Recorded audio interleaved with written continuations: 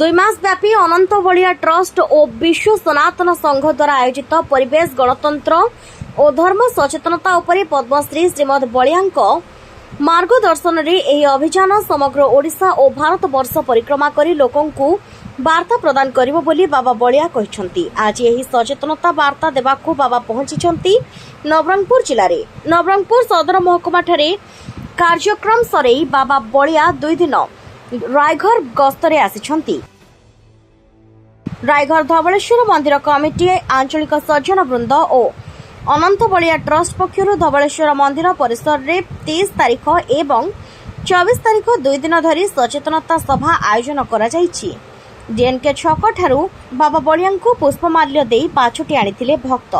परे बाबा बलिया धवलेश्वर मंदिर रे पहुंची परिवेश गणतंत्र और धर्म उपरे टिममनपुर ठारे एक सांबादिक सम्मेलन करी सांबादिक मानक माध्यम रे सरकार पाखरे एही वार्ता पहुंचू राज्य मादक द्रव्य यथा गुटखा सिगारेट मद प्रति अंकुश लागू तासह विधानसभा बा संसद रे विरोधी दल शब्द उच्छेद होई प्रस्तावक दल बा सहायक दल नामकरण करागले भल कथा गुड़ा करे विरोधाभास कमी जाता बोली एक सांबादिक सम्मेलन रखिथिले। आहुरी बहुत गुड़ा विषय बाबा बलिया कहिसंती।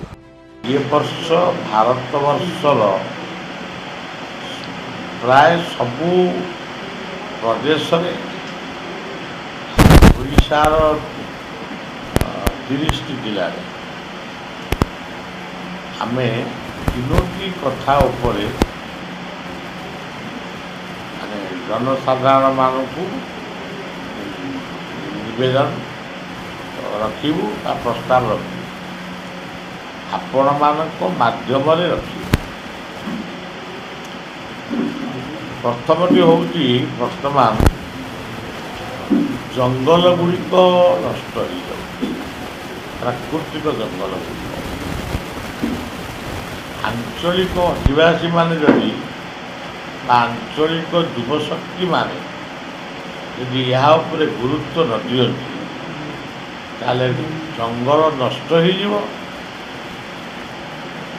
एवं जंगल सृष्टि हम केवल कागज कलम किंतु प्रकृत वास्तव सृष्टि हम तापरे कृत्रिम जंगल जिते सृष्टि कले भी प्राकृतिक जंगल उपकार कृत्रिम जंगल नकला ये हूँ गोटे कथा। द्वितीय कथाटी हूँ वर्षा दिने प्रत्येक व्यक्ति निज निज घरे जोटी गछ लगे पारे आ बंचे पारे अंतत सर्वनिम्न पंच महाभूतर सुरक्षा पाई 5टी गछ लगे आ बंचे। रायगढ़ मामनी चक्रवर्ती रिपोर्ट संस्कार टीवी ओडिशा।